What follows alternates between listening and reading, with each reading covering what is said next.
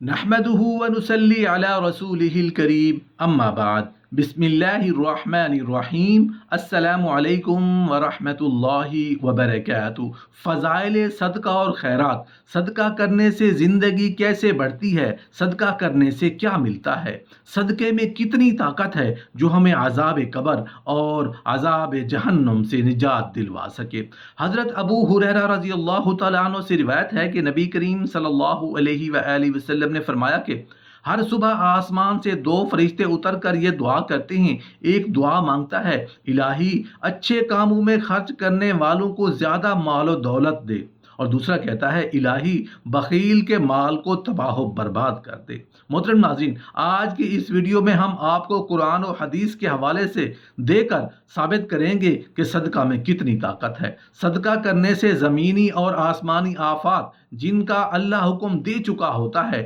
لیکن صدقہ ان کے درمیان آڑ کیسے بن جاتا ہے۔ صدقہ میں کتنی طاقت ہے کہ قبر کے عذاب کے درمیان بھی پردہ بن کر کھڑا ہو جاتا ہے۔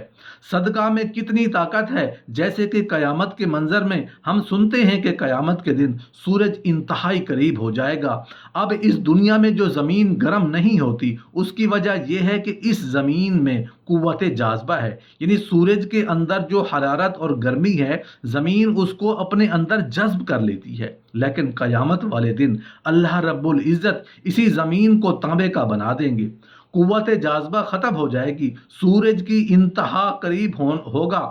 اوپر سے بھی تپش ہوگی، نیچے سے بھی تپش ہوگی، لیکن اس وقت صدقہ کرنے والا اس گرمی اور اس پگھلا دینے والی گرمی کے درمیان سایہ اور آڑ کیسے بنے گا؟ محترم ناظرین، صدقہ کی فضیلت، صدقے کی طاقت سے متعلق بات ہو رہی ہے۔ یہ ویڈیو دیکھنا ہر مسلمان مرد اور عورت کے لیے بہت ضروری ہے۔ صدقے کی فضیلت اور صدقے کی طاقت کی مکمل تفصیل جاننے کے لیے ویڈیو کو آخر تک ضرور دیکھیے گا۔ محترم ناظرین، رضائے الہی کی خاطر اللہ کی راہ میں خرچ کرنے کو صدقہ، نفل اور خیرات کہا جاتا ہے۔ اس کی بڑی فضیلت اور برکت ہے، کیونکہ اللہ تعالیٰ نے خود انسانوں کی بہتری اور بھلائی کے پیش نظر اس پر بڑا زور دیا ہے اور دین و دنیا کی بھلائی قرار دیا ہے۔ اس کی اہمیت اور فضیلت کے پیش نظر نبی کریم صلی اللہ علیہ وسلم نے بھی صدقہ و خیرات کی از حد ترغیب دی ہے۔ حضرت ابو ہریرہ رضی اللہ تعالیٰ عنہ سے روایت ہے کہ نبی کریم صلی اللہ علیہ وآلہ وسلم نے فرمایا کہ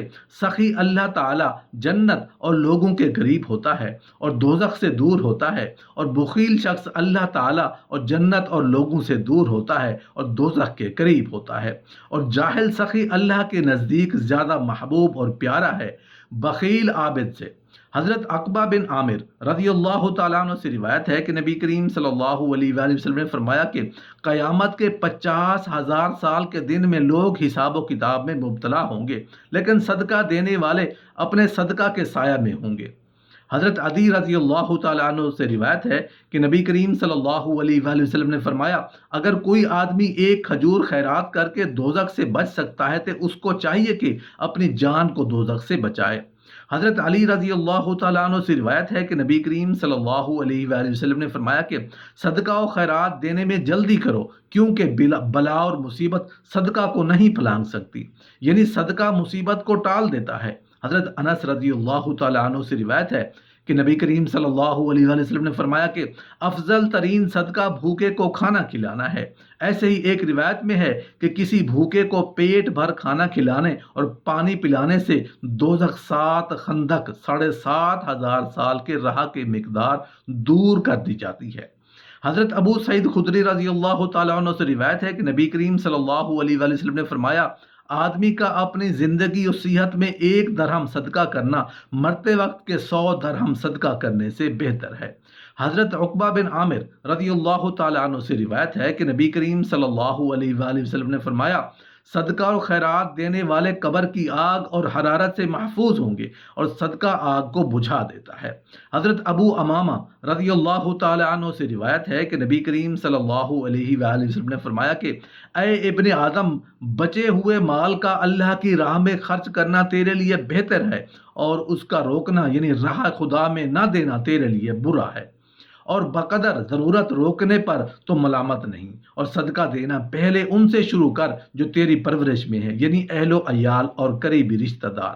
نبی کریم صلی اللہ علیہ وآلہ وسلم نے ارشاد فرمایا کہ ایک درہم 1,00,000 درہم سے بڑھ گیا۔ کسی نے دریافت کیا یا رسول اللہ صلی اللہ علیہ وسلم وہ کس طرح؟ فرمایا ایک آدمی کے پاس بہت مال و دولت ہے، اس نے اپنے مال سے 1,00,000 درہم خیرات کیے، لیکن ایک غریب کے پاس صرف 2 ہی درہم تھے، اس نے ایک خیرات کر دیا تو اس غریب کا 1 درہم اس دولت مند کے 1,00,000 درہم سے بڑھ گیا۔ حضرت ابو ہریرہ رضی اللہ تعالیٰ عنہ فرماتے ہیں کہ نبی کریم صلی اللہ علیہ وآلہ وسلم نے فرمایا بندہ کہتا ہے کہ یہ میرا مال ہے، وہ میرا مال ہے، بندے کو اس کے مال سے 3 قسم کا فائدہ ہوتا ہے: کھا پی کر ختم کر دیا، یا پہن کر پرانا کر دیا، یا کسی کو دے کر آخرت کے لیے جمع کر لیا۔ اس کے سوا باقی مال دنیا سے جاتے وقت وہ دوسروں کے لیے چھوڑ جائے گا جس سے اسے کوئی فائدہ نہیں ہوتا۔ حضرت ابن مسعود رضی اللہ تعالیٰ عنہ سے روایت ہے کہ نبی کریم صلی اللہ علیہ وآلہ وسلم نے ایک مرتبہ فرمایا کہ تم میں سے کون ہے جسے اپنے وارث کا مال اپنے مال سے زیادہ محبوب ہے؟ صحابہ کرام رضی اللہ تعالیٰ عنہم نے عرض کیا یا رسول اللہ صلی اللہ علیہ وآلہ وسلم، ہم میں سے کوئی ایسا نہیں جس نے اپنا مال زیادہ عزیز نہ ہو۔ تو اس پر نبی کریم صلی اللہ علیہ وآلہ وسلم نے فرمایا کہ اپنا مال تو وہ ہے جو آگے روانہ کر چکا ہے، اور جو پیچھے چھوڑ چکا ہے وہ وارث کا مال ہے۔ حضرت ابو مسعود رضی اللہ تعالیٰ عنہ سے روایت ہے کہ نبی کریم صلی اللہ علیہ وآلہ وسلم نے ارشاد فرمایا جب مسلمان اپنے اہل و عیال کی کفالت کرتا ہے اور اجر کی امید رکھتا ہے تو یہ خرچ اس کے لیے بمنزلہ صدقہ کے ہے۔ حضرت ابو ہریرہ رضی اللہ تعالیٰ عنہ سے روایت ہے کہ نبی کریم صلی اللہ علیہ وآلہ وسلم نے فرمایا کہ جب کوئی آدمی صدقہ دیتا ہے خواہ وہ 1 کھجور جتنا ہی کیوں نہ ہو تو اللہ تعالیٰ اس صدقہ کو اپنے داہنے ہاتھ میں لیتا ہے، بشرطے کہ وہ پاک کمائی سے ہو، کیونکہ اللہ تعالیٰ پاک ہی چیزوں کو قبول کرنا پسند فرماتا ہے۔ پھر وہ اس صدقہ کی پرورش کرتا ہے اور اس کو بڑھاتا ہے حتیٰ کہ 1 کھجور 1 پہاڑ کے برابر ہو جاتی ہے۔ حضرت اسما رضی اللہ عنہا کو نبی کریم صلی اللہ علیہ وسلم نے فرمایا راہ خدا میں خرچ کر اور شمار نہ کر، ورنہ اللہ تعالیٰ بھی تجھے گن کر اور شمار کر کے دے گا، اور خدا میں دینے سے ہاتھ بند نہ کر ورنہ اللہ تعالیٰ بھی تجھ پر دینا بند کر دے گا۔ جتنی تجھے توفیق و استطاعت ہو راہ خدا میں خرچ کرتے رہو۔ حضرت سلیمان بن عامر رضی اللہ تعالیٰ عنہ سے روایت ہے کہ نبی کریم صلی اللہ علیہ وآلہ وسلم نے فرمایا کہ مسکین و محتاج کو صدقہ دینے کا تو صرف 1 ثواب ہوتا ہے، لیکن رشتہ دار کو دینے کا 2 ثواب ہوتا ہے، ایک صدقہ کا اور دوسرا صلہ رحمی کا، یعنی رشتہ داروں سے اچھا سلوک کرنے کا۔ حضرت ابو ہریرہ رضی اللہ تعالیٰ عنہ عرض گزار ہوئے کہ یا رسول اللہ صلی اللہ علیہ وآلہ وسلم کون سا صدقہ افضل ہے؟ تو آپ صلی اللہ علیہ وآلہ وسلم نے فرمایا کم سرمایہ والے کا کار خیر میں کوشش کرنا، اور کار خیر میں اس سے ابتدا کرو جس کی کفالت تمہارے ذمے ہے۔ حضرت ابو ہریرہ رضی اللہ تعالیٰ عنہ سے روایت ہے کہ نبی کریم صلی اللہ علیہ وسلم نے فرمایا کہ روٹی کا 1 لقمہ صدقہ کرنے کی وجہ سے 3 آدمی جنت میں داخل کیے جاتے ہیں، ایک حکم دینے والا، دوسرا پکانے والا، تیسرا وہ نوکر جس نے روٹی کا وہ لقمہ مسکین کو جا کر دیا۔